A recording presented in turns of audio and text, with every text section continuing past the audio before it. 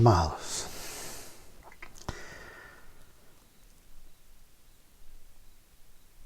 hoy día seguimos analizando versículo a versículo la primera epístola del apóstol Pablo a su hijo espiritual, discípulo, Timoteo, pastor de la iglesia en la ciudad de Éfeso, en un ministerio muy importante, porque esa iglesia es la iglesia madre de todas aquellas que fueron fundadas por el apóstol Pablo y que aparecen mencionadas en los 3 primeros capítulos del libro de Apocalipsis de San Juan.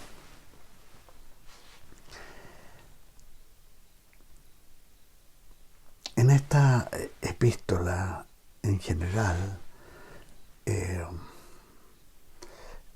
el apóstol está reiterando a Timoteo lo que él ya conoce y que está ejercitando en el pastorado de la iglesia en Éfeso. Y con consejos, exhortaciones, mandatos apostólicos que son muy relevantes para la conducción de la iglesia, para que la iglesia cumpla el propósito de Jesucristo para santificación de sus miembros, para la predicación del Evangelio y el servicio pastoral de ancianos, de diáconos, los que están en el ministerio para servicio de la congregación. Hoy día empezamos el capítulo 2 y vamos a leer 7 versículos e irlos analizando uno por uno.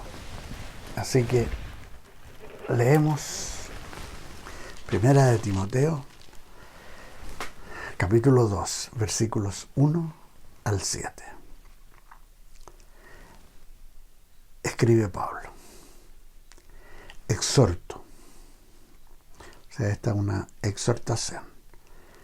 Exhorto, ante todo, a que se hagan rogativas, oraciones, peticiones y acciones de gracias por todos los hombres,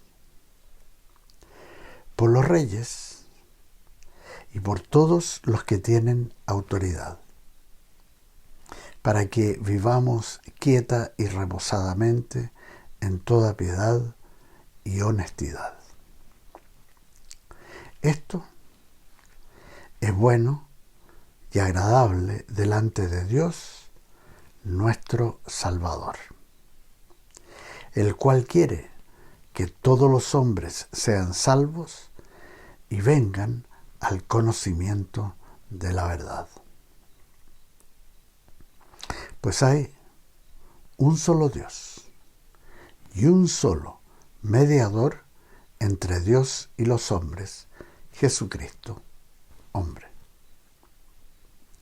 el cual se dio a sí mismo en rescate por todos, de lo cual se dio testimonio a su debido tiempo. Para esto, yo fui constituido predicador, apóstol y maestros de los gentiles en fe y verdad. Digo la verdad en Cristo, no miento.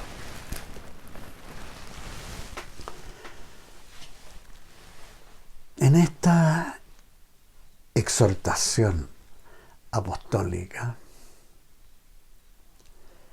Pablo no solo está instando a Timoteo como pastor de la iglesia de Éfeso, sino que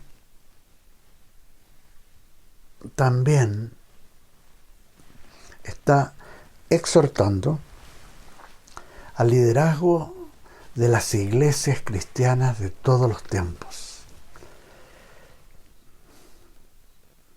de ejercer la responsabilidad angular del ministerio de gracia de la iglesia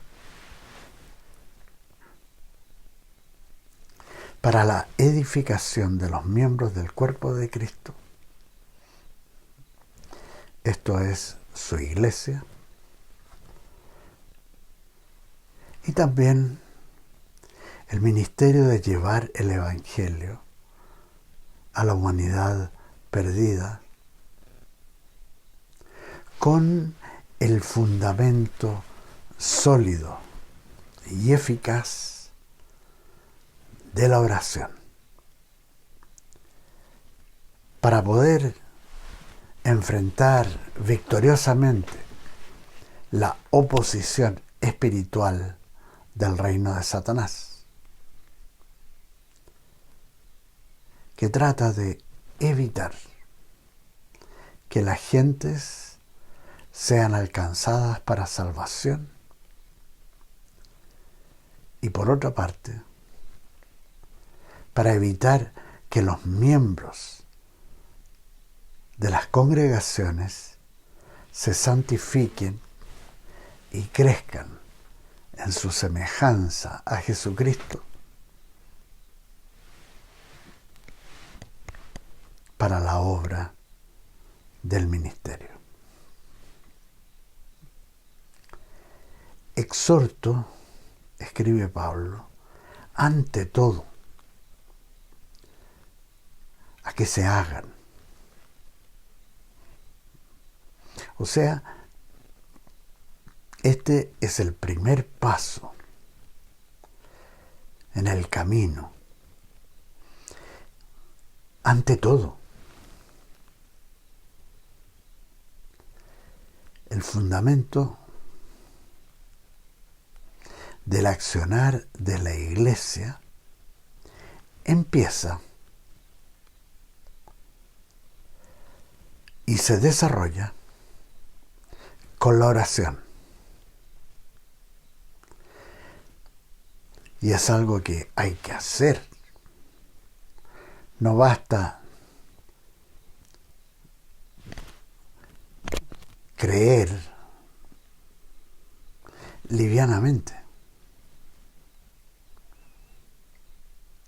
No basta quedarse en hablar del tema, sino que ante todo, hacerlo. Exhorto, dice el apóstol Pablo, a que se hagan. Primero, rogativas. Algo que leemos constantemente en el ministerio de oración de los grandes profetas de la Biblia y de los apóstoles. Y que es un gran misterio de la Biblia, siendo el mayor ejemplo de rogativas Jesucristo, quien muchas veces la concluía con esta declaración tan recordada: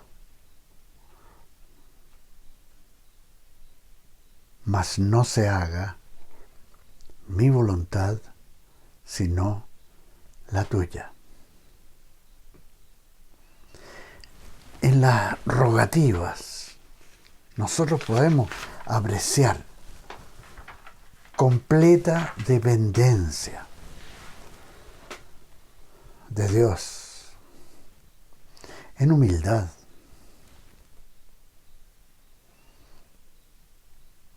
ausente de demandas, rogando su gracia, su misericordia, su intervención conforme a la voluntad y en los tiempos que Dios decida.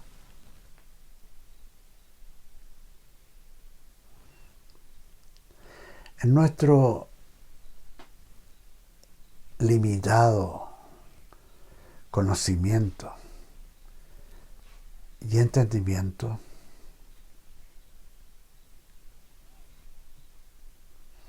podemos apreciar que con la oración entramos al ministerio de lo sobrenatural, de la multiforme intervención del Altísimo, y en la cual tenemos participación por su infinita gracia, recordando el ejemplo del Señor Jesús, quien enseñó a sus discípulos, con el ejemplo de pasar largas horas en oración. Y quienes vieron las señales, las maravillas, los milagros,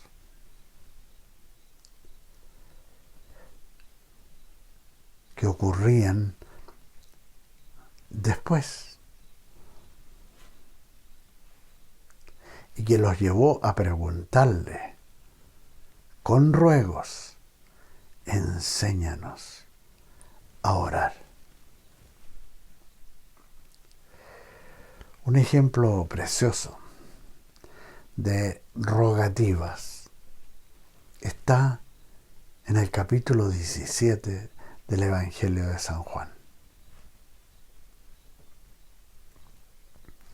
Claro que en nuestras limitaciones, a diferencia de Jesucristo, con las rogativas, nosotros carecemos muchas veces de la certeza de la perfecta voluntad de Dios. Y sin embargo, debemos hacer rogativas, pues en esa dependencia podemos descansar en el hecho innegable de que Él nos escucha y hará su perfecta voluntad, aún con nuestras imperfectas rogativas.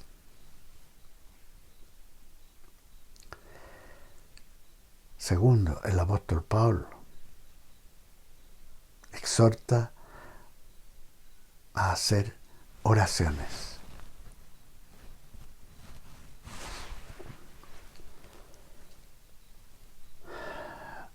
Parte del ámbito de lo misterioso del plano sobrenatural, y en el cual nosotros humildemente tenemos partes como miembros de la familia de Dios. En la Biblia hay ejemplos notables de oraciones a veces bastante breves, que produjeron resultados muy asombrosos. Como por ejemplo, podemos leer en el libro de Josué.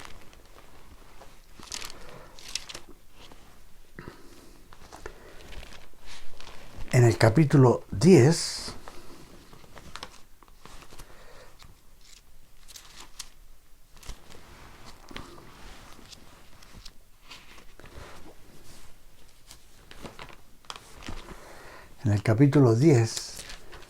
y leo del versículo 12 al 14. Miren la contestación de oración. Increíble. Capítulo 10, del versículo 12 al 14. Entonces, Josué habló a Jehová el día en que Jehová entregó al amorreo delante de los hijos de Israel, y dijo en presencia de los israelitas: Sol, sol, detente en Gabaón, y tú, luna, en el valle de Ajalón. Y el sol se detuvo, y la luna se paró, hasta que la gente se vengó de sus enemigos. ¿No está escrito esto en el libro de Jacer? El sol se paró en medio del cielo y no se apresuró a ponerse casi un día entero. No hubo un día como aquel, ni antes ni después de él, en que Jehová haya obedecido a la voz de un hombre, porque Jehová peleaba por Israel. ¿Qué les parece? ¿Qué contestación de una oración bien breve de Josué?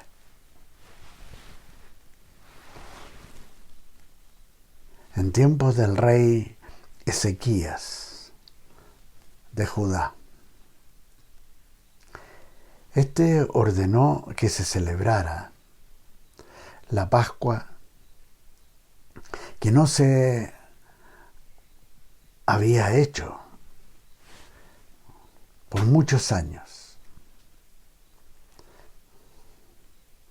antes de su reinado. Y en asamblea con los levitas determinaron celebrar la fiesta de 7 días de la Pascua por otros 7 días más, y lo hicieron con alegría. Y dice Segunda de Crónicas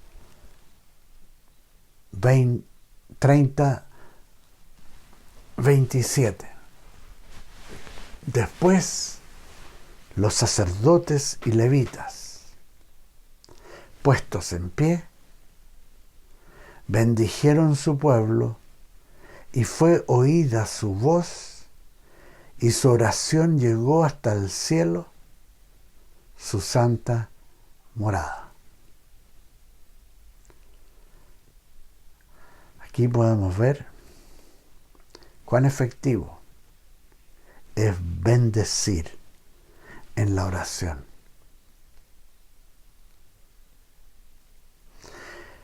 Y recordamos que Dios nos ha puesto para bendición de muchos. Y esto llega al cielo.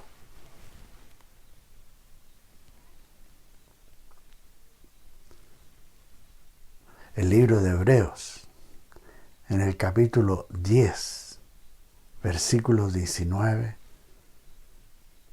nos recuerda: así que, hermanos, tenemos libertad para entrar en el lugar santísimo por la sangre de Jesucristo.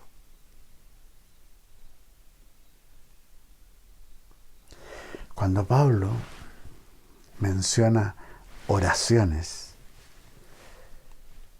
esto contiene la idea de intercesión por otros, ya sea alguien específico o una familia,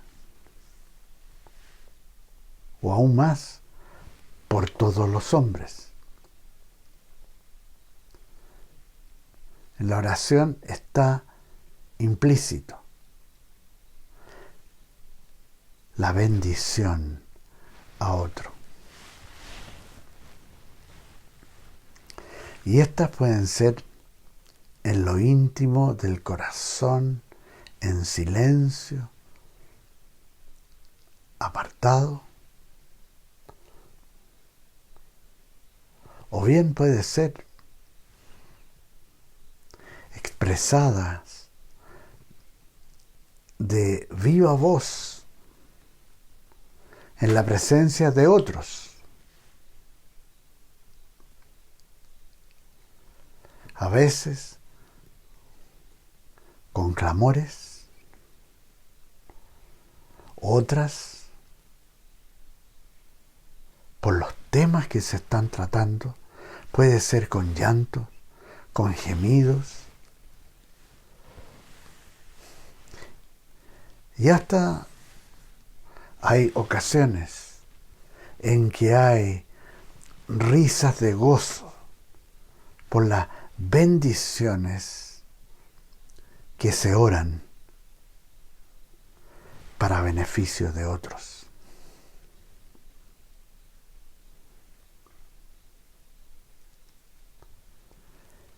Enseguida el apóstol Pablo usa la palabra peticiones,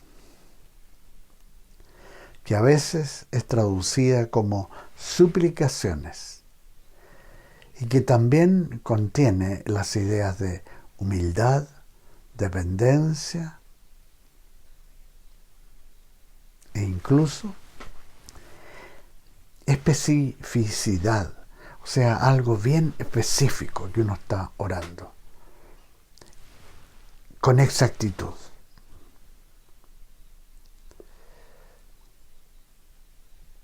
Y es notable cuando uno ve la contestación a veces a ese tipo de peticiones, suplicaciones tan específicas. Cuando son contestadas, uno ve la mano de Dios. Es precioso. Ahora, las peticiones o suplicaciones pueden ser por uno mismo o por alguien más, sea un familiar, un amigo, un hermano en la fe, o alguien lejano, algún desconocido. También puede ser por situaciones o por la voluntad de Dios.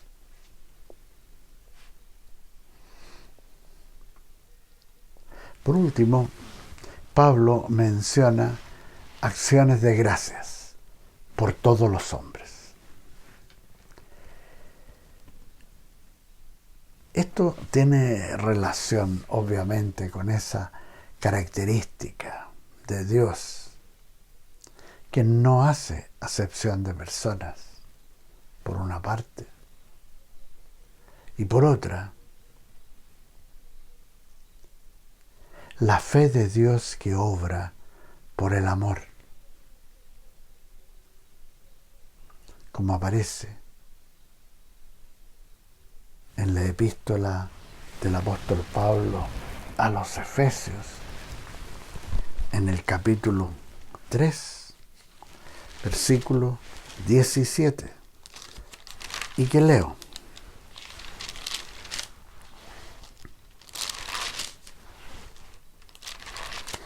Efesios 3, del 17 al 19. Y dice: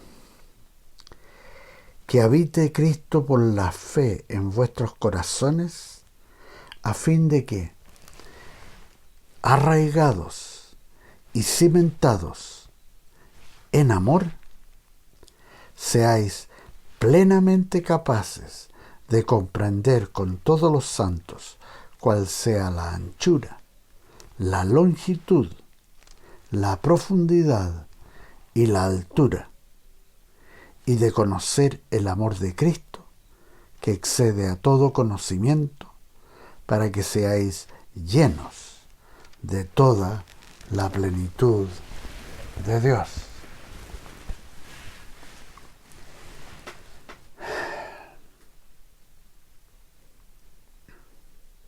Acciones de gracias por todos los hombres. El dar gracias revela reconocimiento y aprecio por la bondad de Dios, por la bendición de su voluntad, la bendición de su camino,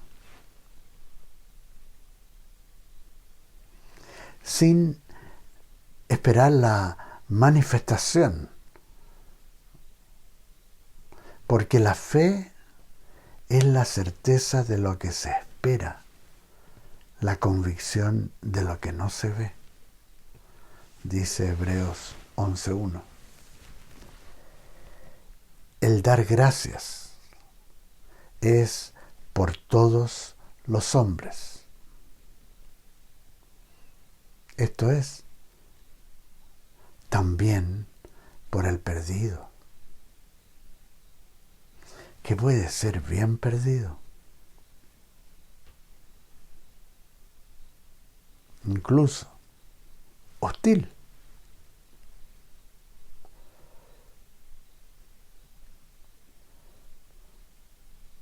Sin merecer ninguna bendición. Sin embargo,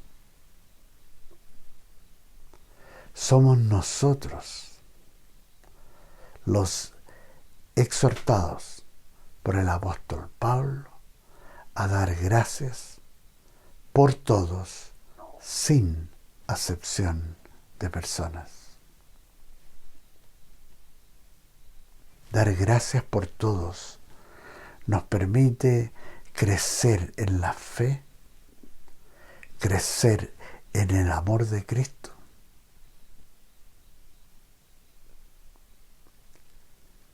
y cumplir el rol de bendición que Dios quiere que seamos para otros.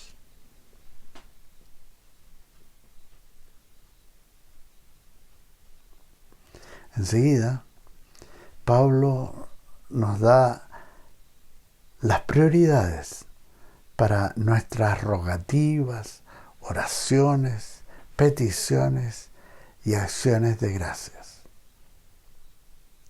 Primero, por los reyes. Ahora sería por los presidentes. Y por todos los que tienen autoridad.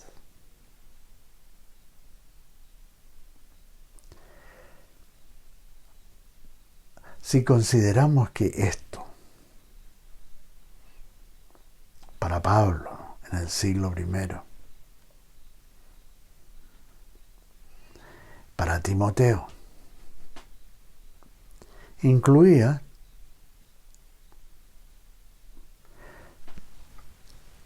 a los emperadores, muchos que eran hostiles y perseguidores de la fe cristiana. Entonces, nosotros debemos ahora orar por los presidentes, por las autoridades,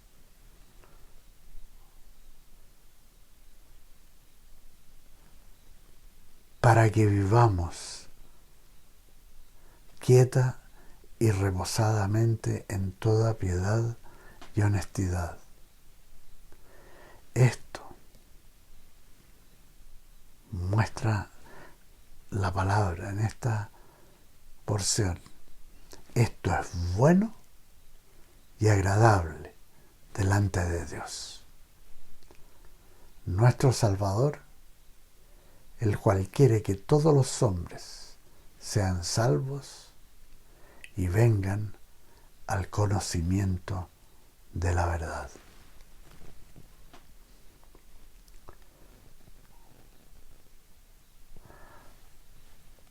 Un pequeño pero gran detalle que acabamos de ver, que esto es bueno y agradable delante de Dios, nuestro Salvador. Jesucristo es reconocido expresamente aquí como Dios.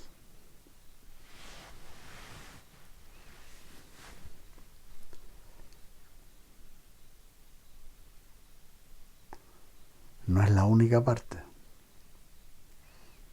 como vamos a ir viendo en las epístolas pastorales.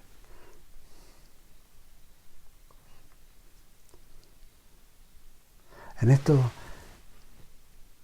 versículos leemos la doctrina apostólica inequívoca que declara acerca de Jesucristo que es Dios, nuestro Salvador, y que también manifiesta la voluntad del Señor con respecto a la humanidad, puesto que Jesús quiere que todos los hombres sean salvos y vengan al conocimiento de la verdad. Entonces, eso explica por qué el amor de Dios nos impele a orar por todos los hombres.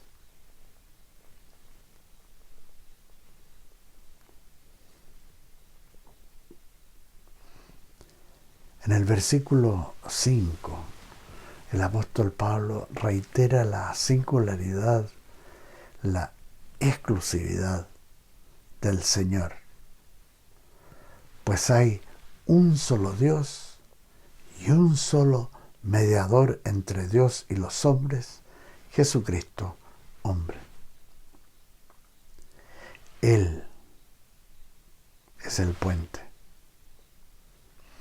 Él es el nexo. Él es el que se dio a sí mismo para que nosotros podamos llegar al Padre Celestial.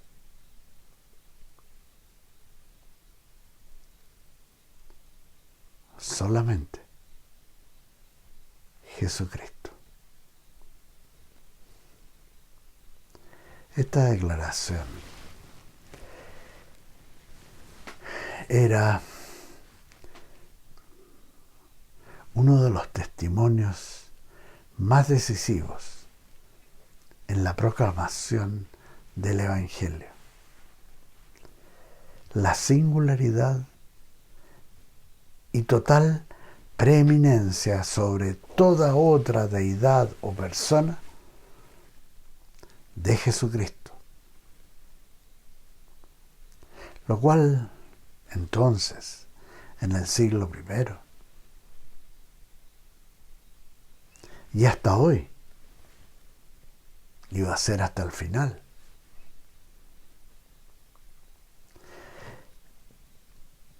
pone al cristianismo en radical oposición a las religiones del mundo, a las filosofías del mundo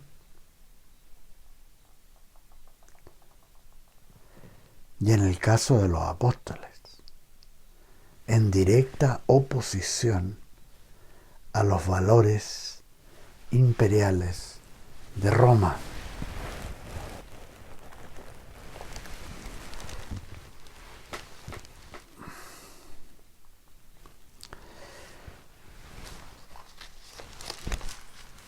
En el versículo 6 dice respecto a Jesucristo, el cual se dio a sí mismo en rescate por todos, de lo cual se dio testimonio a su debido tiempo. Jesucristo fue a la cruz del Calvario para que fuese derramada su sangre para redención de nuestros pecados, para que nosotros, por medio de la fe en Él, fuésemos salvados de la perdición, de la condenación eterna, y fuésemos puestos en lugares celestiales.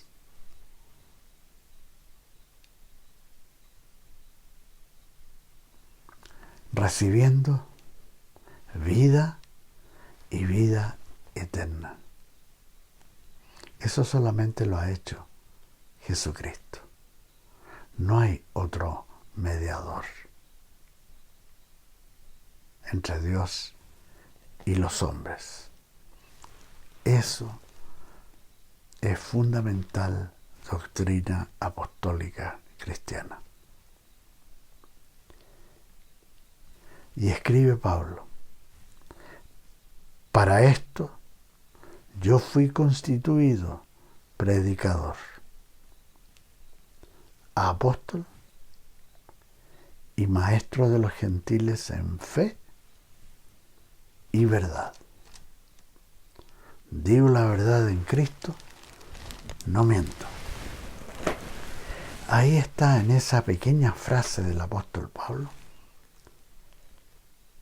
el gran enfrentamiento entre la Iglesia de Jesucristo y el mundo.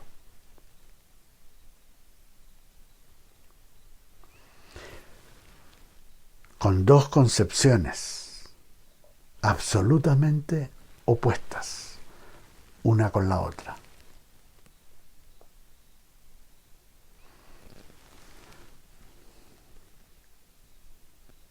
Con Jesucristo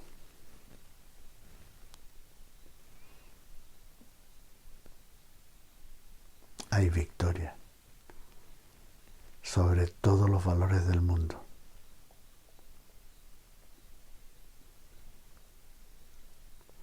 Porque Jesucristo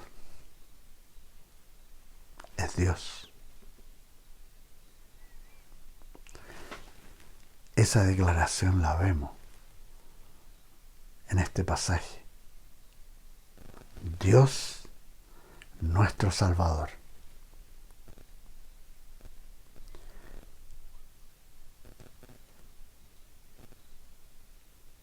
Es por lo que Él hizo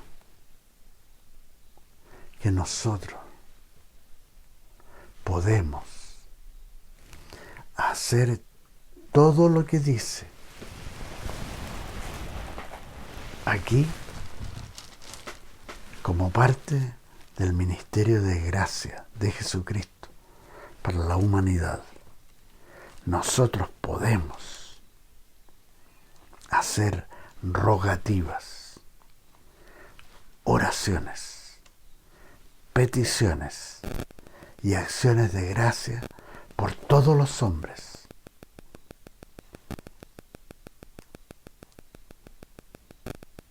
Puesto que Dios, nuestro Salvador, quiere que todos los hombres sean salvos y vengan al conocimiento de la verdad.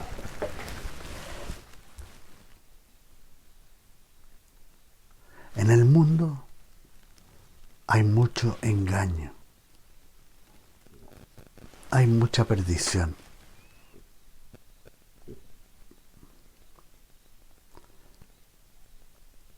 En contraste, con Jesucristo, nosotros siempre vamos a recibir la verdad.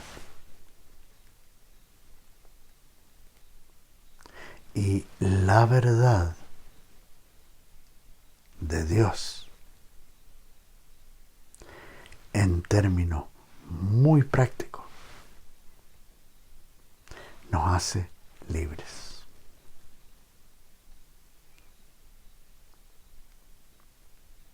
Nos libera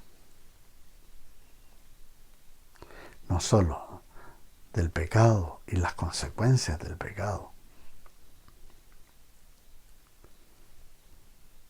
sino que nos libera de todo el poder del enemigo, nos libera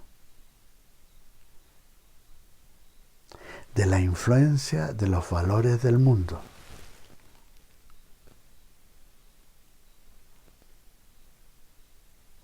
nos libera de confusión,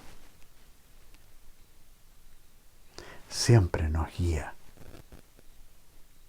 con verdad a la verdad.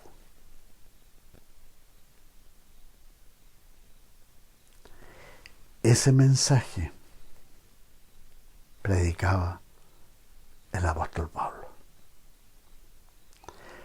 Para esto fui, dice, constituido predicador.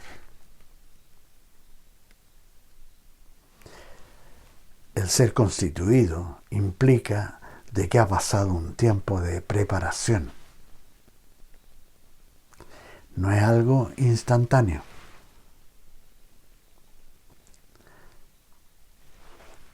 En el caso del apóstol Pablo, fueron 13 años de preparación.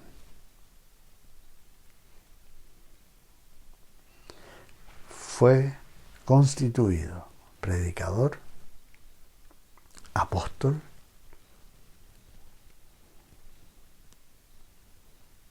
y eso solamente lo hace Jesucristo. No es decisión de hombres, es decisión de Jesucristo como cabeza de su iglesia.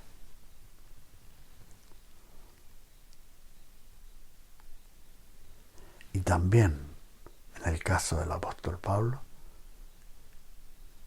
él dice, y maestro, para enseñar a otros. Gracias, Señor,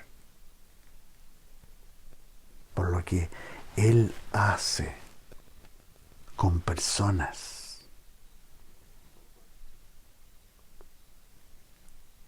fieles que responden al llamado y que caminan agradando a Dios. Eso es de gran bendición. A Dios y para muchos, muchos que llegan al conocimiento de la verdad. Que el Señor los use conforme al llamado que Él tiene para sus vidas. Que el Señor los use y que así vayan creciendo en el amor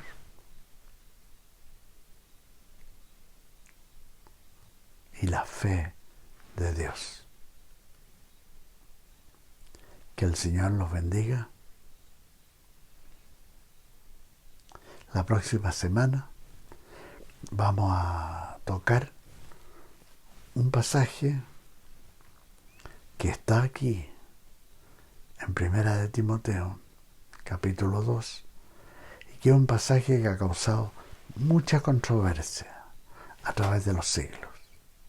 Así que lo vamos a ir analizando con prudencia, pero lo vamos a ir analizando para que quede claro cuáles son los roles que tiene el hombre y la mujer en la iglesia de Jesucristo. Que el Señor los bendiga. Nos vemos la próxima semana.